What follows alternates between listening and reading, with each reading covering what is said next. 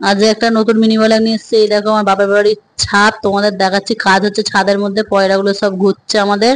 বিকেল বেলায় ছাদটাকে পুরো প্লাস্টার করার জন্য এখন প্লাস্টার হচ্ছে, নালে পানি জমে থাকে তো।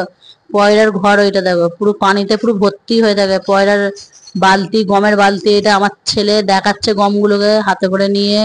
তারপরে পয়রাগুলো দেখো ঘুরছে, উড়ছে কেমন। অনেক কটাই পয়রা আছে, ওরে আরো ছিল, মরে গেছে জানো, শরীর খারাপ এতে মরে গেছে।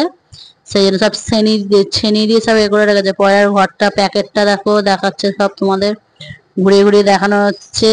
তারপরে বালি সিমেন্টের বস্তা, তারপরে ছাদের মাথাটা দেখানো হচ্ছে। সবকিছুই পরের ঘরটাকে ভালো করে দেখো। দেখো নোংরা ভর্তি হয়েছিল, পরিষ্কার করে তা এখন একটু নোংরা কম আছে ঘরের ভেতরটা জানো।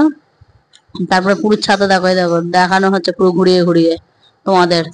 তারপরে প্যাকেটটা, ওপরগুলো গমের বালতিটা, তারপরে বাইরে পুরো ছাদটায় ঘুরিয়ে